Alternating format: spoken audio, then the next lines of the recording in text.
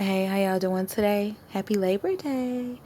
I'm just sitting here chilling. And I wanted to get on here and talk to y'all about something.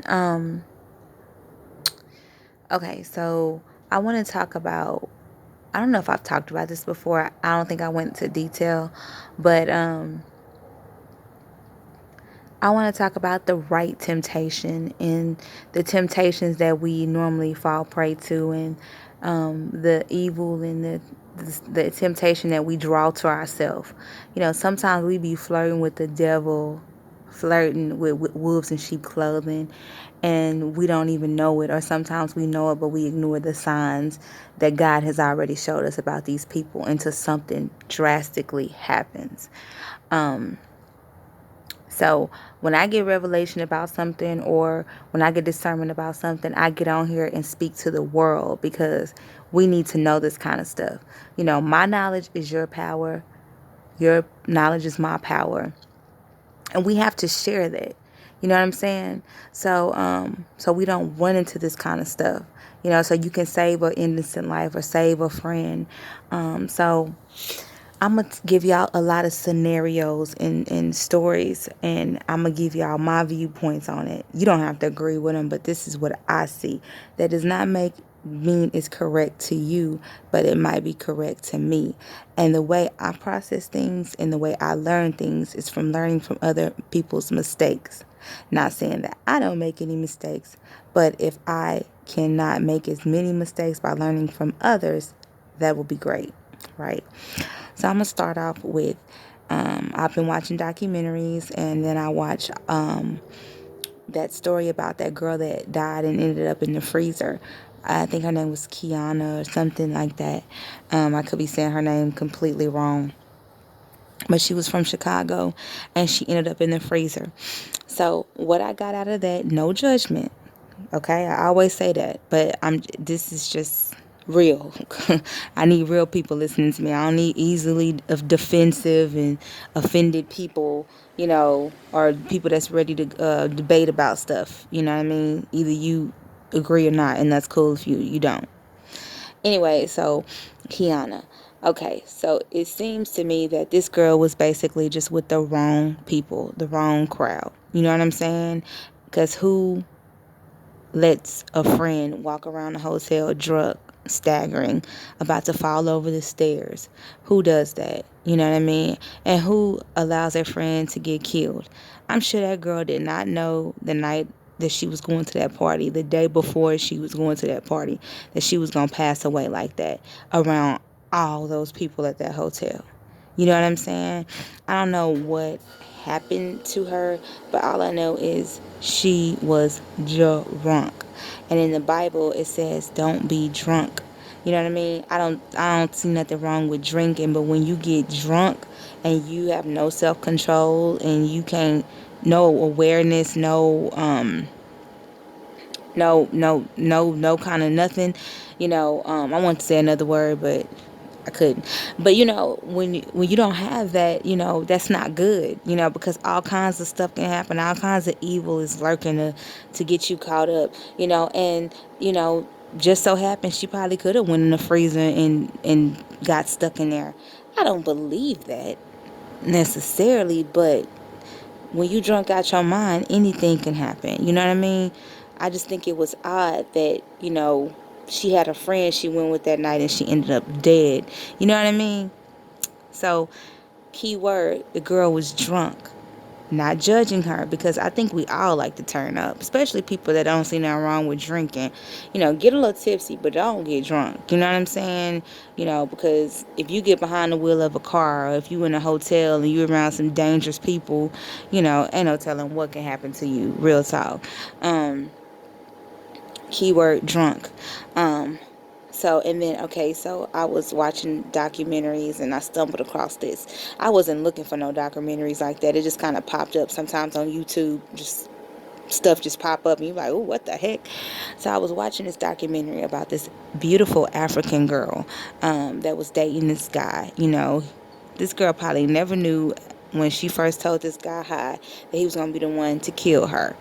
Like in Poetic Justice, it says, that poem she was telling, sweet hellos and sad goodbyes. She was with this guy for only 7 months. She was a low-key church girl, but still, did her dirt, whatever. She living with her boyfriend. And not saying that this happens to everybody that, fornicating or nothing like that. But this is when it says sin leads to death. You got to pay attention to that. When it says in the Bible, drunkards, liars, all this other stuff in the Bible, homosexuals, all that kind of stuff, not judging nobody, because I think we've all been in some kind of state of that, would not inherit the kingdom of God. It did not say, I don't think it said would not inherit heaven, but the kingdom of God. So anyway, if anybody wants to go deep into that, you can do it on your own terms.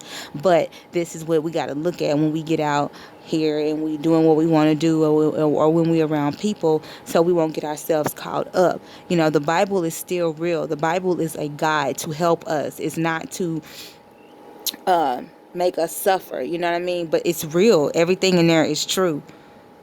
I mean, whether we want to believe it or not. So, she's living with her man, he beating her. Her parents knew, her friends knew, he messed her eye up, she was a very pretty girl. And the boy eventually killed the girl, and he had a little money because they lived in a hotel, and I mean not a hotel, in an apartment in Africa that had cameras, so they showed them when they were going up to the apartment, like her last final hour. And then they showed him like an hour or so later bringing this girl out in a trash can, rolling her away. Didn't nobody know it was a body in there. And then he went and burned the girl up.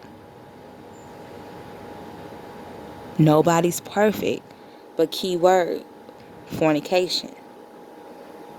Living with your man, you ain't supposed to. We all done shacked up. We all done been there. We all done, people still there. No judgment, because people look at things differently. But I'm just saying, for believers, just pay attention to that kind of stuff. You know what I'm saying? I know at the end it's always sad to see how people go out.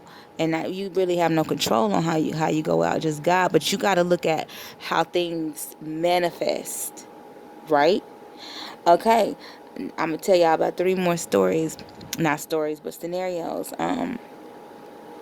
It was this church lady, that was with this man, deacon. This lady had to be like 50 something. And she met a guy, found love again, a deacon in church. They must have been fornicating before they got married, because on the honeymoon, she got real sick on the honeymoon. And when they got back, she was doing some cleaning. She went through some of his stuff. She found an old Bible of his, and in that Bible was his AIDS diagnosis. So sometimes, single ladies, we can be out here looking for our Boaz, even at church, even outside of church, desperate for a man, and look who you can end up with. I mean, we all have choices to get into bed with each other, and we all have to do our due diligence, to make sure that we're safe as much as we possibly can. But I think sometimes, we could be so eager to get a man, we could be just asking for stuff. Not doing background, getting comfortable, like, oh, well, we gonna be together, let's just have sex. You know what I mean? We get married anyway, let's just do what we gonna do. People don't tell you everything. You know what I mean? So, another scenario, I'm watching Amy Winehouse. I watched her documentary. And, Amy Winehouse seemed to be very codependent. She met her guy, and he, you basically watched her go from a vibrant, good songstress to a dope fiend on stage. You know what I mean? She met this guy. She was codependent on him. They were always together. Wouldn't go nowhere without each other. Remember I talked about that codependency stuff? That goes for all of us. You got to watch it. And so they ended up getting married, and he introduced her to that hard drugs like heroin and cocaine. She got strung out. He ended up going to jail. She's still strung out. Can't cope, can't perform on stage. Clucking on stage, fiending for drugs on stage, and ended up dying like this. Just took her straight out. You see Amy Winehouse at the end of that documentary. She looking like she about 100 pounds. You know what I'm saying? Her idolization was drugs. That's what, that's what took her out. You know what I mean? You got to get control over things. You got to make sure you inviting the right people into your space, into your energy. Got to make sure you're drawing the right energy to yourself. And for single people, chill. Don't be in no rush to get with somebody or whatever. Let God do what He do. You know what I mean? Or if you see signs in somebody you already with that ain't right, that you seem to you choose to overlook, that's on you. But if something happens, you can't say you didn't see those signs. I think we all see signs. I think God show us a lot of things. Intuition. Don't insult your intuition's intelligence. You know what I'm saying? I'm gonna post that. You know what I mean? Don't insult your intuition's intelligence. And if you do post it, make sure you put "see me" on it. You know what I mean? Anyway, so that, you know what I'm saying? My last story, you know, I'm watching Fatal Attraction, and I've seen a lot of stories like this. It was a couple, the girlfriend, a guy and a girl. The girlfriend was bisexual. She used to like to have threesomes with other random women. One night, I mean, I guess they must have slept with some girl, and the girl must have fell in love with the guy, and they were gonna have another threesome with her. She got in the car with them. They went to go pick her up so they can all go back and go have sex. She got in the car. The random girl got in the car in the back seat and ended up shooting the guy because she was jealous because he wouldn't leave his girlfriend. But she, the girlfriend, was bisexual. She was a freak, and look where that got her: fornication. Doing what we want to do, the pleasure of it all, having fun. Everybody having fun in these whole situations. You have to be careful. You can't live as free as you want to. And all these women be sitting back having threesomes for their men. Like I said, I know people be low key freaks, but when you start inviting other people in your bedroom, especially when you're married. Even when you're not married, that's double trouble. When you're married, you are inviting devils and all kinds of demons inside of your house. You know what I'm saying? So we have to be aware of what we're flirting with, what we are attracting to ourselves. You know what I'm saying? And make sure we stay close to God so He can keep us aware, because He will keep you alert. Sometimes it get lonely because you got to be by yourself. But I'd rather be by myself than to be walking with the wrong spirits, the wrong people. And I got to tell myself this too, because you never know who you flirting with. You can be flirting with death.